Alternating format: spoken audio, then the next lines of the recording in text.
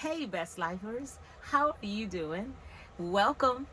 I am Denise, and I travel in my Four Winds Majestic 19G RV. If you are new here, welcome. If you like what you watch, please feel free, hit the like button. If you want to see more content like this, go ahead and subscribe.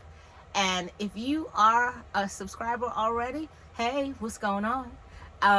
Let's get right into it. So, what I want to talk about today are some of the things that are so necessary for you to have if you so choose and decide to move into your van, your car, your RV, basically your home on wheels. I will start by saying that you know, 100% there are situations where you may become houseless or homeless, and it is not by your choice. So you may not have all of these things in place. So no shade, no shame on that. This is really for those who are planning it, who are trying to figure out what are the basic things that I need for me to go and push the button or jump and do this. So just to be clear on that end right there. Number one, a source of income. I started out myself, my journey in 2019. I stopped teaching. I resigned from my teaching job and I started working from home. And I did that for several years. And so I already had a way of being able to work remotely. And so I just continued that when I did eventually move into traveling and being on the road. And I bought my first van back in 2021. So that's the first start. I watched like a million YouTube University for sure helped out a lot, as well as social distancing and having the time to do that. So source of income, whether it be, and don't get it twisted, it could be whether I know a lot of people who do gig work, who DoorDash, who do all kinds of different things. Whatever that source of income, it does not matter. All that matters is that it's able to cover your expenses, your food, your medical, or have some sort of a savings, or and then fuel and your means of getting around and all of that kind of stuff. So number one is definitely some source of an income. Some people are, and I know a lot of people who are older than myself and they are on social security, so, or they're like retired from the military. So different people have different places that they are on or in different spaces. I just happen to be in a space where I am still working. I'm gonna call it working, but I am still like doing things to generate income on a regular basis. I don't draw any kind of an income from any other source than what I'm putting into whatever it is, whether it's investing, whether it is in doing work in the digital marketing space, or whether it's in the coaching space. So basically, have some means of having regular income that's coming in, or some place where you have income to draw from if you need it, right? So that's number one. Number two, so a deal breaker for me when I moved into my van or I started traveling was that I needed a comfortable bed. I prioritize my sleep. 7 hours or whatever my body needs, I need it, but more importantly, I need it to be comfortable. And that was like a game changer for me. And yeah, that was the first thing that was primary in what it's choosing, not just the vehicle that I was going to be living in, but just knowing that I was going to have a comfortable bed, I was going to be able to sleep and be good. All right. Number three is having a food budget. So have in mind thinking about like your eating, how you eat, what you eat, all of those things, like knowing what that budget looks like is so important. I don't eat beef, chicken, or turkey, but I pretty much eat almost everything else. And well, I'm a flexitarian, I'll say it that way. But, and there are things that I am limited by in terms of like what I eat and don't eat. But my purpose, or the, I guess the, ultimately at the end of the day, um, you want to be thinking about how you eat, what you eat. When I first started, one of the goals that I had was that I wanted to like go to all of the restaurants that I had seen and put aside to go visit in different places. But I'm going to tell you, this whole life and things change. And what I have found is that I don't really like eating out that much anymore. For a couple of reasons. One of them is I found that a lot of restaurants, especially chain restaurants, are using MSG. You know, there was a time where they would have to say, oh, you know, no MSG, especially like at Chinese food restaurants and stuff.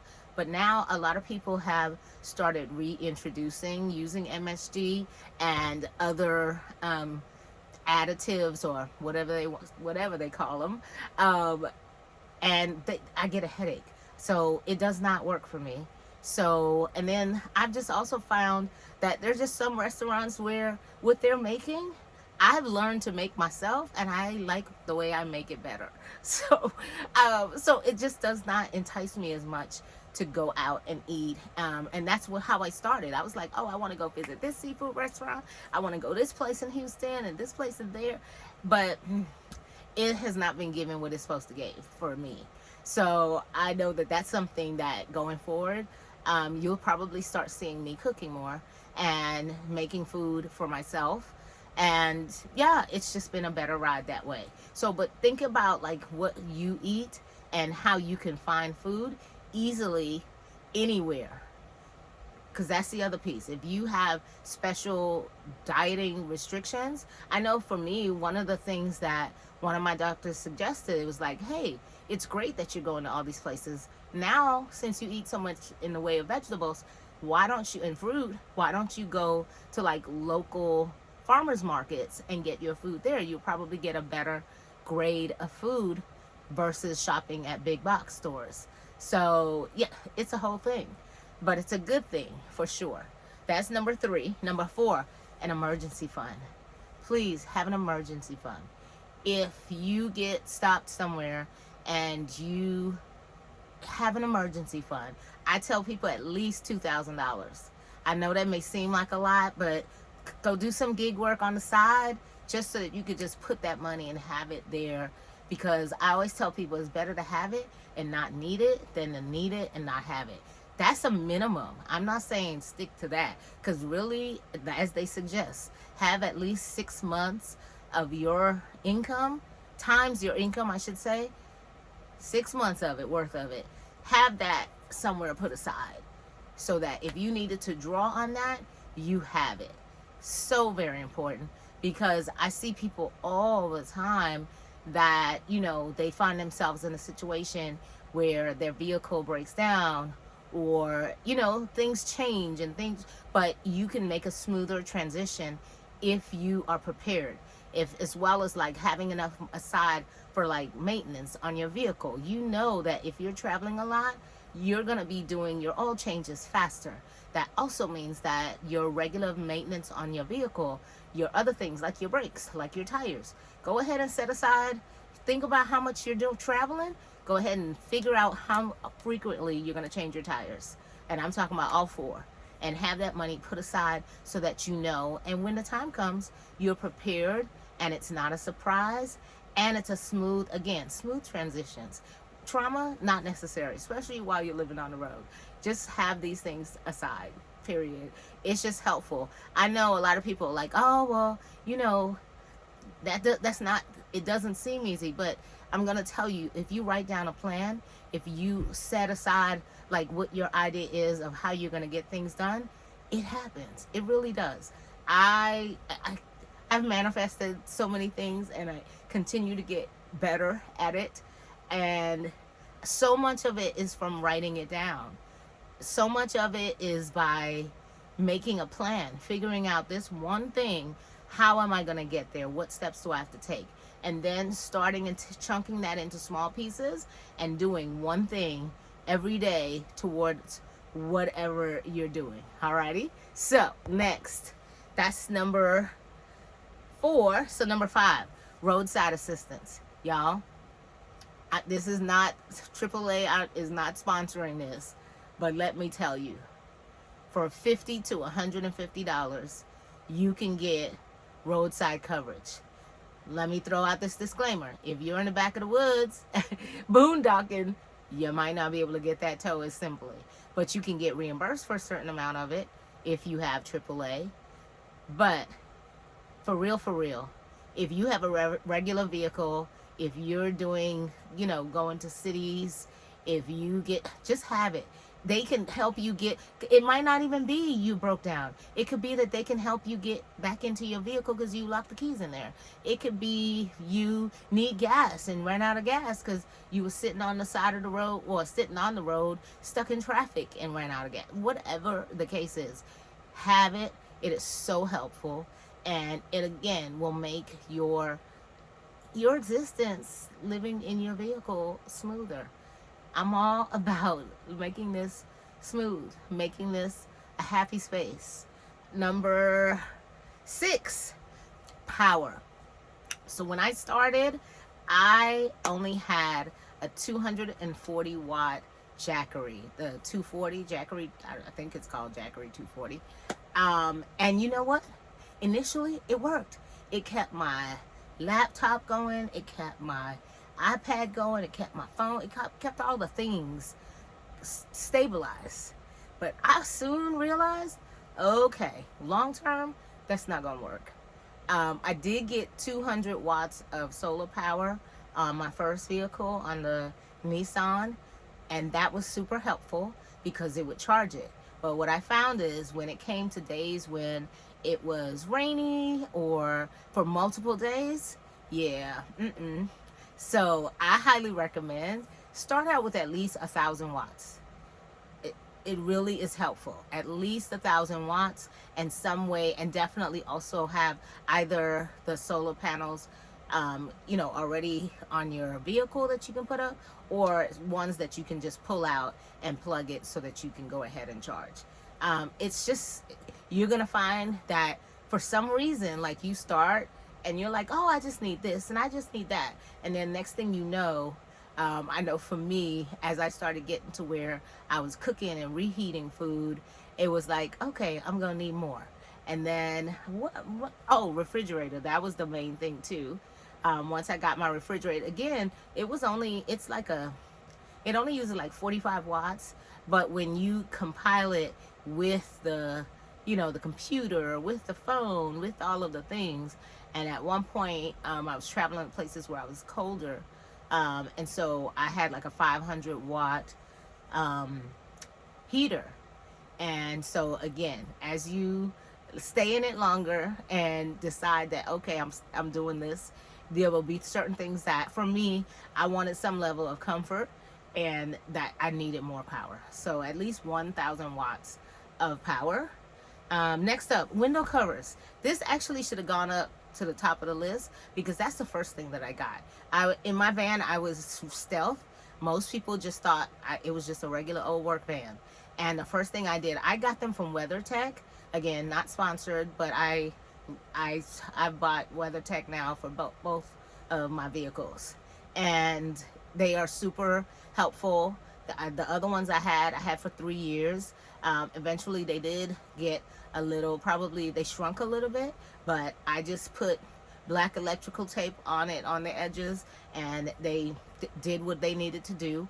Or I could have bought another one. They were about 100, and they're gonna run you somewhere between about 120, 150. But so worth it for 3 years of use. It's worth it for me.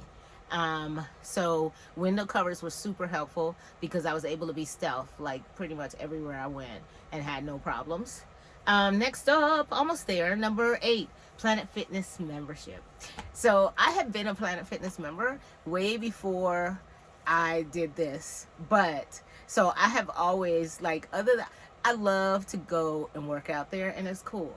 But I've got to tell you, my secret spot, my happy place, is the hydro massage beds. So that's really the biggest reason why I have and keep it, other than working out for sure. But the next thing is definitely that their bathrooms, I would say, I would give them like a 90% rating on almost every Planet Fitness I've ever been to. Not only were the bathrooms clean and I could shower, they had hot water. So that right there is priceless when you live in a vehicle and don't have a shower. And in my first van, I did not have a shower for 3 years. So that was super helpful to have that membership. And for $25 or less a month, like you can't lose personally. So there's that. The fan, ooh, depending upon where you are, I always tell people if it's too hot, drive somewhere else. If it's too cold, go somewhere else. But I know that sometimes it might be hot all over the country, or you may not have a choice in where you are at that time. Get a fan. There are tons of USB fans that you can get that are amazing. If you go to the link that's in the description, you will see a fan in there that I use that I highly recommend. It is super, super powerful. It is super helpful. Let's see. Last but not least, so that's for when it's hot. But let's talk about when it's cold. As you can probably tell, I am absolutely somewhere that's super cold. And so, yeah, if you can, get a heater. That's a great thing to do. But I think the first plan of attack, I bought a 12-volt blanket. I want to say I got it at Walmart for like less than $20. I want to say it was on sale. It might have been even less than that. But that works really well if you have a power station. And I used to use that with my 240. So yeah, that's another thing, talking about the power. So I also started out needing power from my CPAP. So that was another thing. By the time I had a CPAP and I had a refrigerator and I had my 12 volt, the 240 was not working. So definitely that's why I say it's like you're going to slowly but surely need more power. So just start where you need to be. And one thing I always do, because we're talking about heat, and I'm going to go into that and talk why it's related to power. One of the things that has been priceless is Prime Days. I definitely always take advantage of Prime Days. They have power stations on sale at great prices. So I'm always looking out for that. Also using, like if you have credit cards that have points, I will make purchases that I pay the card right back off, but then I'm gaining Amazon dollars or whatever the case is. Find ways to just make it worth the money to where you can get things at a really good deal, because I got so many of the power stations for like super cheap just by doing that. So there we go with that. But as I was talking about the heating, 12 volt blanket was good. I just recently bought a vest. I think that's also in the link, a heated vest. And that's super helpful if I'm sitting up and working during the day and I don't necessarily want to have the heat on, or I don't have electric. I will have that heated vest on and I'm super comfortable. That is another option for heating. Sleeping bag. I happen to have a military grade sleeping bag that I can always use if it gets cold.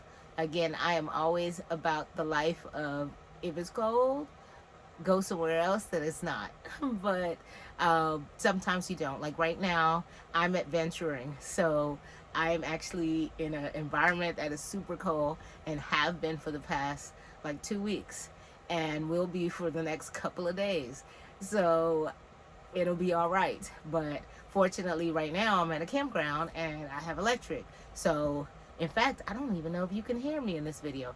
I might have just wasted my time recording this whole thing. But anyway, and then a heater. I found a really inexpensive heater for like $16 at Walmart. That was 500 watts in my small van. That was really good and worked out really fine. In this space, it does not work because it's a little bit more space. And so I got a bigger heater that I use when I'm connected to electric. And when I'm not connected to electric, I really just use all of the things that I mentioned. I use the vest, I use the blanket, and then I get out of Dodge whenever I can. So I hope this is helpful. And if you have any questions, please, or if you have other suggestions or things that you use that I didn't mention, or things that you think are important to have, before you move into your van, please share in the comments. I encourage it. I will see you later. Again, if you're new here, please go ahead, subscribe. I'll see you next time. Thank you for watching this video. If you enjoyed the video, hit the like button. If you'd like to see more content from this channel, hit subscribe. If you have a comment or a question, drop it in the comments. See you next time.